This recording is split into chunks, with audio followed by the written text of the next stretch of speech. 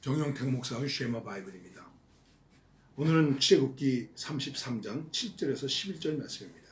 그리고 찬송은 434장 귀하신 친구 내게 있으니, 이 찬양을 함께 부르시면서 은혜가 되시기를 바랍니다.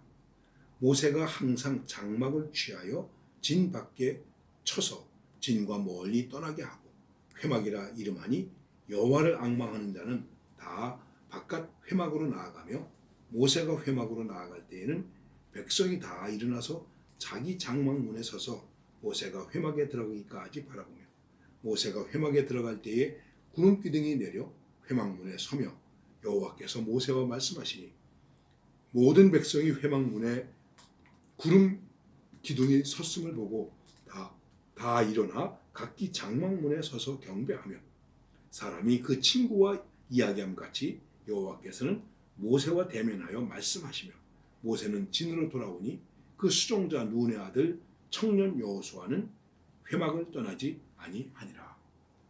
자, 지금 이스라엘 백성들이 여러 가지로 복잡한 상황 속에 있었습니다. 그 가운데 그 모세의 모습을 오늘 우리에게 말씀해 주고 있는 것이 있습니다. 모세가 항상 장막을 취하여 진 밖에 서서 진과 멀리 떠나게 하고 회막이라 이름하니, 이스라엘 백성들이 진을 치고 있는데 그 진에서 조금 떨어진 곳에 회막이라고 말하고 있는데, 모세의 장막이라고 얘기하시는 것이죠. 백성들은 백성들의 장막이 있습니다. 그래서 그 모세가 거하는 장막을 회막이라고 이름하였습니다. 많은 사람들이 여호와를 앙망하는 자는 다 바깥 회막으로 나아가며, 모세가 회막으로 나아갈 때 백성이 다 일어나 자기 장막문에 서서 모세가 회막문에 들어가기까지 바라보았더라. 모세가 진에서 일어나서 자기 회막문으로 갈 때 모든 백성들이 자기 장막 문 앞에서 모세가 올라가는 모습을 보게 되었다는 것입니다. 그런데 그렇게 되었을 때에 그 모든 백성이 회막문에 구름 기둥이 내려져요. 구름 기둥이 내려져 있음을 보게 되었다. 그래서 다 일어나서 거기서 경배하게 되었다 하는 것입니다. 하나님과 하나님의 사람과 하나님의 백성들 사이에서 하나님의 사람의 모습이 어떤 모습이었느냐 하는 것을 말하는 것입니다. 한마디로 말하면 구별된 사람이죠. 언제나 우리는 백성들이 사는 진 속에서 이 백성들을 대신해서 회막문으로 올라가는 사람입니다. 이것을 꼭 교회라고 얘기할 수도 있겠죠. 올라가는 사람들입니다. 그러면 사람들이 그 올라가는 지도자를 바라볼 때 그 속에서 하나님의 임재와 하나님의 영감을 바라볼 수 있겠는가. 참 목회하면서 굉장히 고민스러운 것 중에 하나는 무엇이냐 하면은, 과연 나를 바라볼 때, 교인들이 나를 바라볼 때 거기 하나님의 임재를 느낄 수 있었을까? 우리 목사님은 정말 하나님이 함께하고 계셔. 지금도 성령의 역사를 함께 나타내고 계시네. 이 하나님의 임재. 그런데 모세가 올라갈 때 구름 기둥이 임했다. 그것이 외형적으로 구름 기둥이 실제로 임한 모습으로 얘기할 수도 있지만 하나님의 임재를 보게 되었다. 하나님의 사람 모세. 우리의 지도자는 하나님의 임재 가운데 있어. 그래서 그들이 예배할 수밖에 없는 사람들이 되었다 하는 것입니다. 사람뿐이겠습니까? 오늘 교회도 마찬가지죠.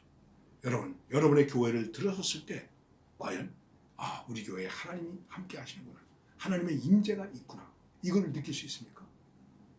우리의 일상생활 속에서 내가 과연 하나님의 임재를 어떻게 느끼고 있는가? 하나님의 종들이 기도의 교통을 갖고 하나님의 백성들이 그것을 따라다니면서 하나님께서 함께 하고 있는 그 예배의 체험을 통해서 그 속에서 하나님의 임재를 느끼고 있는가? 우리는 자꾸만 이렇게 말합니다. 하나님 봤어? 또 어떤 사람들이 우리에게 묻습니다. 하나님 봤어? 여러분, 하나님을 보는 것이 문제가 아니죠. 하나님의 임재를 받아들이는 것입니다. 집에 부모님이 안 계십니다.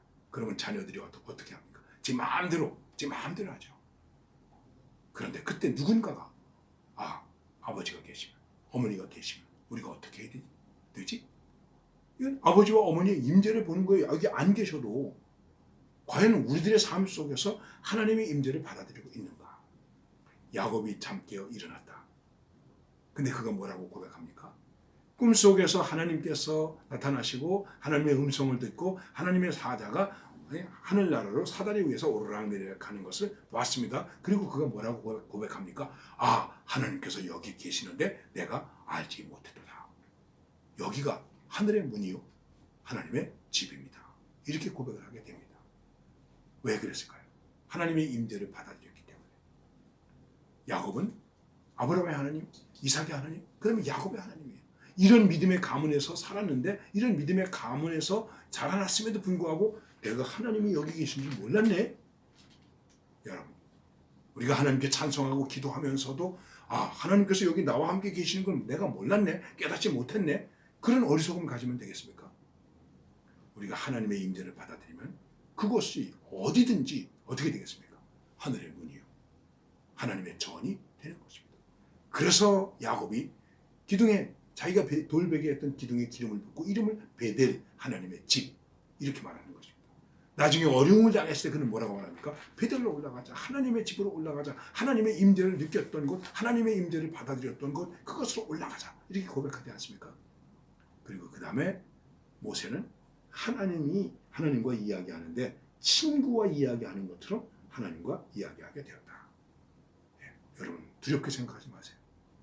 두렵게 생각하지 마세요. 모세가 하나님을 친구처럼 하나님 이렇게 우리는 얘기하고 교제하고 그 하나님 앞에 헌신할 수 있어야 됩니다. 그 다음에 중요한 말씀이 나오는데 진으로 돌아올 때 수종자 눈의 아들 청년 여호수아는 회막을 떠나지 아니하니라. 청년 여호수아가 그 회막을 떠나지 아니하고 모세의 거룩함과 모세의 믿음의 모습과 그 모세의 기도하는 모습, 그것을 통해서 자기 자신을 다듬어 가고 있다는 것입니다. 오늘 우리 앞에 과연 어떤 청년들이 있습니까? 그리고 그 청년들 앞에서 여러분과 저는 하나님의 임재를 보여주는 그런 지도자의 모습으로 지금 여기 자리하고 있습니까? 생각해보면 참 부끄럽다고 생각돼요. 어쨌든 하나님의 임재를 받아들이고 그 하나님과 친구처럼 교제하고, 그래서 귀하신 친구 내게 계시니 나는 참 기쁘다, 나는 참 행복하다, 나는 참 즐겁다, 두려움이 없다, 이런 고백과 찬송으로 살아가는 하나님의 사람들이 되시기를 바랍니다.